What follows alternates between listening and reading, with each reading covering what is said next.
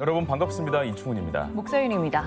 사람이 여행을 하는 이유가 여행지에 도착하기 위해서가 아니라 또 다른 여행을 하기 위해서다라는 말이 있죠. 네, 여행을 통해서 또 다른 여행을 꿈꾸는 사람들이 많은데요. 오늘의 주인공 역시 그런 사람 중 한 분이 아닐까 싶습니다. 네, 길 위의 여행자에서 고향에 돌아와 고향을 여행하고 있는 사람, 바로 김현두 씨 이야기입니다. 네, 이 핑크색 작은 트럭으로 전국을 여행하던 그가 고향으로 돌아와서 또 다른 여행을 시작하게 된 이유, 오늘 반갑습니다에서 들어보겠습니다.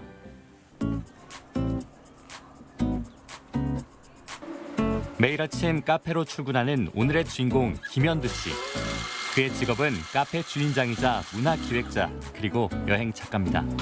길이의 여행을 마치고 정착한 이곳은 현두 씨의 고향이기도 한데요. 길이에서 만난 사람들이 이젠 카페로 직접 찾아오기도 한답니다. 사장님이 생각보다 너무 센스 있으셔서 참 만족하는 카페예요. 브랜드 여러 카페가 있는데 여기는 좀 특별한 사연도 있고 특별한 분이 해주시니까 자주 오는 것 같아요. 분홍색 커피 트럭을 몰던 청년은 이제 두 아이의 아빠가 되었습니다. 어제는 가평, 오늘은 인천. 매일 다른 곳에서 카페 위치를 알려요. 오늘은 을왕입니다. 광대역이 잘 되니까 동영상도 빠르게 올리죠. 덕분에 손님도 늘었어요. 바람처럼 돌아다니다 머물고 싶은 곳이 나오면 멈춰 카페 트럭 문을 열었던 현두 씨. 막 들어온다고 출판사에서 얘기를 하시더라고요. 그래서 이게 굉장히 저는 좀 무서웠어요. 세상에 관심을 좀 뒤로 하고 싶어가지고 혼자서 좀 여행하면서 지냈던 것 같아요. 무작정 커피 트럭을 몰고 떠난 여행이 현두 씨를 유명인으로 만들었는데요. 하지만 또 다른 무게로 다가온 유명세. 그 무게를 내려놓고자 산티아고 순례길을 걷기도 했습니다. 제가 돌아가야 될 곳, 제가 꿈꾸는 모든 것들은 진안이라고 생각을 했어요. 제 고향에서 터전을 잡고 내가 생각했던 공간에 대해서 이미지를 구성하면서 여행을 다녔었거든요. 내가 당연히 이곳에 머물고 있어야 된다는 생각이 여행하면서도 강했어요. 길이의 여행을 마치고 6년 전 고향인 전북 진안의 터를 잡은 현두 씨는 이 공간에서 또 다른 여행을 꿈꾸고 있습니다. 단순 커피만 파는 공간이 아닌 이곳에서 사람을 만나고 그들과의 소통으로 또 다른 여행을 하고 있다는 현두 씨.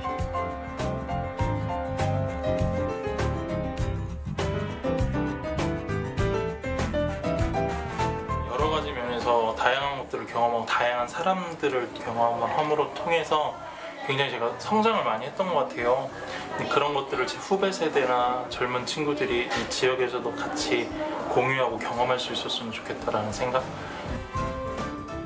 안녕하세요. 반갑습니다. 안녕하세요. 네, 안녕하세요. 네, 그 현두 씨를 가리키는 명칭이 있잖아요. 여행 작가, 카페 주인, 또 두 아이의 아빠, 네. 또 이 청년 문화 기획자, 네네. 여러 가지가 있는데 이 중에 어떤 명칭이 가장 마음에 듭니까? 사실 세상 사람들이 이렇게 말씀해 주시는 것들이고 네. 제가 뭐 이렇게 내세우고자 한 것들은 아니었는데 그래도 그 중에는 지금 잘 못하고 있는 것도 있지만 저희 두 아이의 아빠로 살아가는 네. 그러니까 누군가의 남편으로 살아가는 지금의 삶에 조금 더 집중하고 싶은 생각은 있어요. 잘 못해서.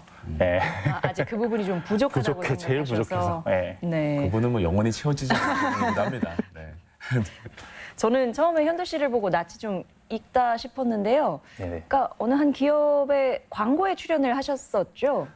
네, 좀 우연한 기회가 닿았는데 뭐 그쪽에서 나중에 듣자니까 뭐 SNS를 통해서 스마트폰이나 이런 시대에 발빠르게 맞춰서 그것을 이용해서 자신을 알리거나 뭐 또는 여행하거나 예. 실제로 그걸 사용하는 사람들의 일반인들의 이야기들을 좀 광고화하고 싶었다고 하더라고요. 그래서 우연히 그러니까 저의 여행 커피 트럭 여행을 이렇게 검색이 되고 그러면서 저한테 이렇게 제안이 왔던 것 같아요. 운이 좋았던 거죠. 예. 네. 그때 또 주목을 끌었던 게 핑크색 작은 트럭이에요. 저랑 예. 어울리지 않지만 그렇죠. 네, 완전 운명 같은 존재 아닙니까? 네. 현두 씨에게는? 그렇죠. 사실은 그 트럭이 제 삶을 굉장히 많이 바꿔놔가지고 지금도 생각해보면 좀 이런 삶에 대해서 생각해본 적이 한 번도 없거든요. 근데 그런 삶을 가능하게 만들어준 계기도 이 커피 트럭이었던 것 같아요. 당시에는 이렇게 트럭에서 무언가를 팔고 커피를 팔고 이런 시기가 아니었어요. 지금 너무나 이제 많은 분들이 그죠, 그런 좀 업종에 종사하고 있지만 네네. 당시에는 굉장히 좀 독보적인 존재였습니다. 독보적인지 모르겠는데 이게 SNS라는 게 이렇게 사람들한테 대중들한테 엄청난 파급 효과를 만들어줬잖아요. 네. 근데 그게 더 저의 여행과 접목이 돼서 제 노점을 하는 모습들 또 일상생활에서 여행하는 모습들이 그 SNS를 타고 되게 많은 사람한테 회자되면서 그게 많은 것들을 좀 바꿔놓은 것 같아요. 네, 제 스스로의 삶을. 네. 처음에 이 커피 트럭을 운영하게 된 건 어떻게 시작하게 되신 거죠? 제가 사실 여러 우여곡절이 있었는데 아버지 갑자기 돌아가시면서 20대 후반에 제가 30살에 회사 그만두고 좀 놀았거든요. 1년만 잘 놀자, 1년만 잘 놀고 무언가를 다시 해보자 생각하고 그만뒀다가 그때 우연히 읽은 책에서 핸드드립 커피를 파는 노점 이야기가 나왔어요. 근데 이거 재밌겠는데? 그래서 그 책 보고 6개월 후에 핸드드립 커피를 팔면서 여행을 한번 시작해보자. 그래서 캠핑 도구도 싸들고 책도 싸들고 여러 가지 집기들을 싸들고 노점도 하면서 여행도 다녀오고 병행을 하다가 그게 1년 만이었는데 2년이 되고 또 3년이 되고 그 외에는 또 배낭여행으로 이어지고 막 이렇게 된 것 같아요. 네. 의도치는 않았지만. SNS로 이제 내가 위치하고 있는 곳을 알려주고 사람들이 와서 또 같이 이렇게 이야기를 나누면서 네네네. 커피향을 맡는 그런 네. 추억들이 굉장히 낭만적인 것 같은데 기억에 남는 에피소드가 혹시 있습니까? 늘 말하는 사람이 있는데 영화배우 조다란이라고 네네. 커피 트럭에 그 왔던 첫 모습 그냥 슬리퍼 제주도였는데 슬리퍼 질질 끄시고 이렇게 누군가 키 작은 남자가 걸어오더라고요. 후질그리한 옷으로 입고. 근데 커피를 시키시면서 한두 시간을 대화를 했어요. 네. 그냥 첫 만남에서. 첫 만남에서 제 커피 트럭 여행할 때 트럭 앞에 이렇게 캠핑 의자가 꼭 하나 놓고 제가 했는데 거기에 앉아서 저한테 한두 시간 정도 얘기를 하고 같이 식사를 꼭 해보고 하고 더 이야기 나누고 싶은데 괜찮으시냐고 하면서 연락처를 주시더라고요. 근데 그게 계기가 돼서 지금 4, 5년 동안 서로 이렇게 경조사까지 챙길 만큼 가까운 사람으로서 이렇게 누구보다도 그 연예인이나 배우 같다라는 생각보다 진짜 좋은 형 같다라는 생각을 많이 하게끔 하는 진짜 인간적인 그런 매력이 있는 그래서 지금도 되게 좋은 관계를 유지하면서 살고 있어요. 보통 우리가 여행을 가면 이제 새로운 것들을 보고 뭐 경험하고 체험하고 그러고 싶어서 가는 것도 있지만 네. 이제 혼자 여행을 갔을 때 거기에서 새로운 사람을 만날 것 같은 설렘이 분명히 있잖아요. 네네. 네, 그런 것들을 많이 경험하신 것 같은데 네. 보니까 우리나라뿐만 아니라 산티아고 순례길도 걸으셨더라고요. 그게 이제 사실은 책 내고 CF 찍고 제가 생각했던 것보다 제 스스로의 삶이 너무 오픈되고 네. 갑자기 너무 사람들이 저를 집중하는 게 부담스럽더라고요. 네. 사실 첫 책 내고 저희 출판사에 20-30개 정도의 방송 매체에서 네. 여러 가지 뭐 되게 유명한 여행 가이드 프로그램부터 해서 막 엄청나게 들어왔는데 제가 사실 미디어 방송으로 나가는 것들은 하나도 안 했어요. 거절을 하고 이제 종이 매체나 인터넷 매체하고 인터뷰 정도만 간략하게 하고 무섭더라고요. 그래서 그러니까 나의 치부나 나는 이렇게 사람들한테 집중을 받을 만큼 이 깊이 있는 사람이 아닌데 나를 집중하는 게 너무 무서워서 사실은 좀 단절하고자 싶은 생각? 그런 것 때문에 떠난 여행이 사실 산티아고 여행이에요. 네. 그 여정에서도 많은 사람들을 만나셨을 것 같아요. 그렇죠. 많이 만나고 좋은 친구들도 많이 봤던 것 같아요. 네, 만났었고. 순례길 걸으면서 가장 많이 했던 생각은 뭘까요? 사실 생각보다 인간의 그 육체의 고단함이 굉장히 많은 길이거든요. 네네. 그래서 생각할 겨를이 없었어요. 그래요? 근데 그래서 그게 좀 더 좋았어요, 저는. 그래요? 그러니까 생각을 정리하고 싶어서 가신 건 아니었나요? 그런 의미보다 제가 잘 못하는 것 중에 귀가 얇아요. 근데 또 잘하는 것 중에 하나가 단절을 잘해요. 예, 사람도 제 사회생활 할 때도 그렇고 내가 아닌 것에 대해 귀가 얇기 때문에 휩쓸리는 경향이 있어서 제가 또 그러면서 배운 것 중에 하나가 단절하는 법을 잘 배웠거든요. 이게 잘 배운 건지 모르겠어요. 근데 그러면서 떠난 거라서 생각을 정리보다는 육체가 심신이 너무 지치니까 하루에 많이 걸을 땐 40km 이상을 걷고 적게 걸을 때도 20km 남짓을 걸었는데 한 달간 그 어떤 육체에 되게 고단함을 가지고 있는 그 시간들이 잡생각 없게 만들고 제 스스로를 이렇게 그런 정화된다는 생각들이 드니까 별 잡생각이 없고 너무 좋았던 것 같아요. 오히려 그런 생각이 없었던 게 네, 저한테는. 그렇게 여행하는 것도 좋아하시고 또 커피 트럭으로 이렇게 사람들과 곳곳에서 만나는 걸 좋아하시는데 네. 다시 또 고향으로 오셨단 말이에요. 그죠. 진안으로 오셨어요. 네. 예, 오게 된 이유가 있을까요? 사실 이게 지역에 살면서 이게 지역에 계시는 원주민들조차 제가 어디론가 떠났다가 들어온 사람으로 알아요. 근데 저는 한 번도 제가 살던 곳을 떠난 적이 없었던 사람이고 단순히 제가 이제 30살에 그런 아버지 돌아가신 일들을 겪으면서 제 인생에 딱 1년만 놀자가 5년이 되고 6년이 되고 이제 긴 시간이 된 것뿐인데 그 시간 동안 내가 마치 어디론가 떠났다가 돌아왔다라는 생각을 많이 가지시더라고요. 근데 저는 원래부터 내 고향에서 살고 싶었고 거기에 내가 좋아하는 친구들이나 이웃들이 있었고 그래서 그곳에 내가 만드는 공간들도 원래부터 꿈을 가지고 있었고 이런 것들이 제가 그냥 자연스럽게 내 고향 진안이라는 곳에서 내가 꿈꾸던 공간을 만드는 이유가 됐던 것 같아요. 네. 그곳에 카페를 만들어야겠다라는 생각을 한 이유가 딱히 또 있을까요? 저는 한옥 카페거든요, 지금. 예. 90년 정도 가까이 됐어요. 90년이요? 네. 그 카페 네, 원래 집이. 원형이. 예, 한옥이. 근데 기역자 한옥인데 저는 한옥에서 카페를 할 거라는 생각 자체를 안 해봤던 사람인데 누가 우연히 지인께서 저기에 뭐 집이 하나 나온 게 있다고 카페를 이제 할 공간을 찾다 보니까 알려주시는데 이제 봄이었어요, 이맘때. 네, 대문을 딱 열고 들어가는데 툇마루가 너무 예뻤고요. 네, 그리고 그 마당에 한가득 피어있는 제비꽃의 모습들이 너무 예쁜 거예요.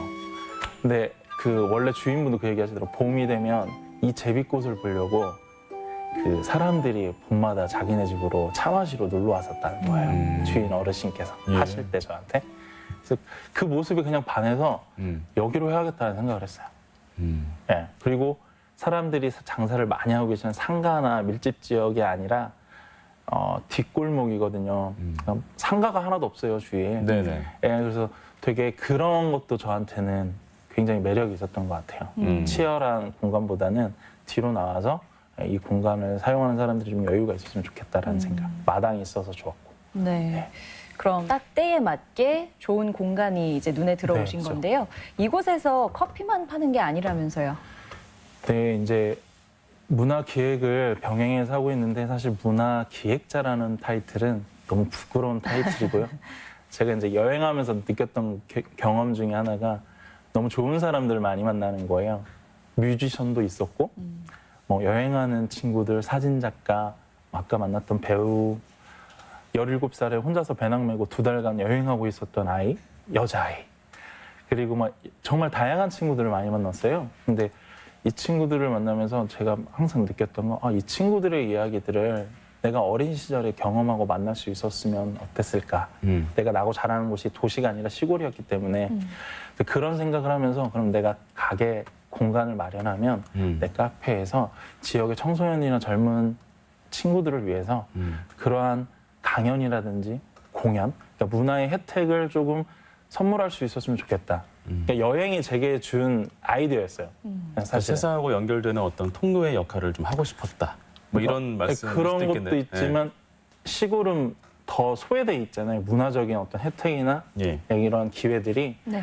전주보다는 서울이 더 큰 기회가 그렇죠. 있는 예. 것처럼 거기에서 좀 여기서 나고 자랐다는 이유만으로 문화적인 소외를 받는 게 과연 옳은가?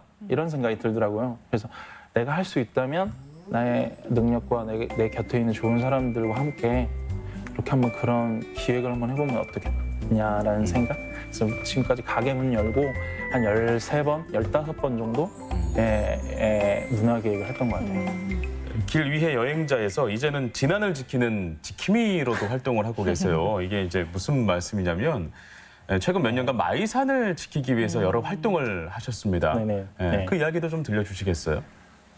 사실 저랑 같이 청년 네트워크 하는 친구들이 저한테 약간 놀리듯이 하는 말 중에 별명 지어준 게 있는데 네. 걸어다니는 마이산이라고. 머리가 커서 그런 것도 있겠지만. 근데 사실 제 삶에 가장 상처되고 가장 힘들었던 부분이 정말 많았던 것이에요. 이 마이산 케이블카를 지키는 일은.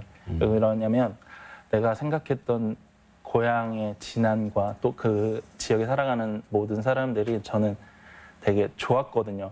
근데 몇몇의 어른들이 내 추억을 이렇게 앗아가려고 하는 그 모습들이 되게 힘들었어요. 그리고 제 첫 아이가 태어난 해부터 막 싸움을 했거든.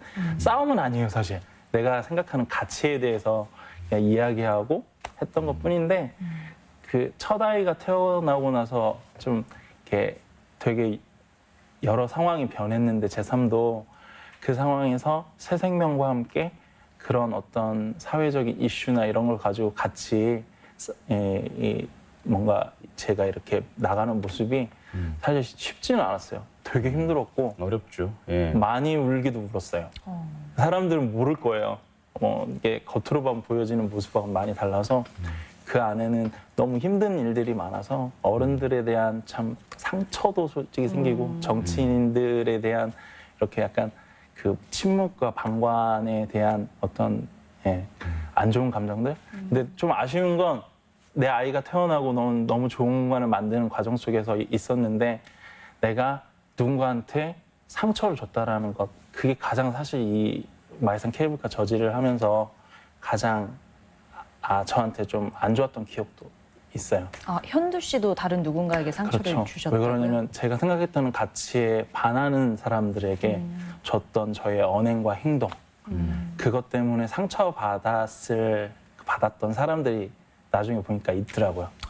예, 저도 이제 가끔은 이성을 잃는 젊은 혈기로 그렇게 사람을 대하고 그렇게 제 분노를 표출한 적이 있는데 그럴 때 받았을 그 사람들의 상처가 그걸 나중에 알게 됐어요. 지인들을 통해서. 그 부분에 대해서 사실 이 막는 과정 속에서 되게 좀 안타까웠던 것 중에 하나이기도 해요. 그렇게 격렬하게 마이산을 지켜야겠다고 생각한 이유가 있을까요? 근데 마이산에 막는다고 저한테 이득이 있는 건 하나도 없거든요. 그렇죠. 예, 어떤 이윤도 없고. 네. 근데 제가 생각한 가치는 딱 하나였어요. 내가 어린 시절에 만났던 나의 추억과 어쩌면 내 친구들과 내 이웃들과 함께했던 내 부모의 세대와 함께했던 그 마이산의 모습, 그리고 그곳에 진리대로 소풍을 갔었거든요. 초등학교 때부터. 그 추억이 내가 아이가 태어난 시점이었는데 이 케이블카 저지를 할 때 내 아이에게도 내 첫째 딸 로아에게도 그대로 물려줬으면 하는 바람. 그 가치 말고는 사실 제가 이렇게 쟁점화되고 막 싸움을 하게 될 거고 사회 문제에 제가 참여하게 될 거라는 생각 자체를 안 했거든요. 그래서 내 아이에게 내가 만났던 마이산의 모습을 그대로 물려주고 싶은 마음, 그 바람, 그게 가장 중요한 포인트였던 것 같아요. 네.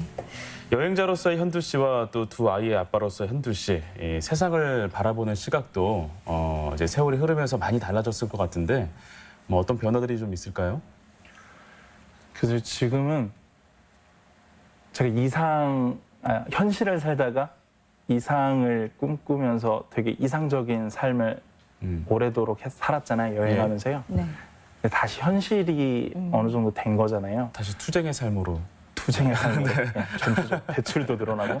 근데 그 현실을 마주하면 사실 씁쓸함도 없지 않아 있어요. 왜냐면 내가 꿈꿨던 삶에 대한 것들이 확신이 있었기 때문에. 근데 제가 친구들한테 다시 40살부터 놀 거라고 했거든요. 네.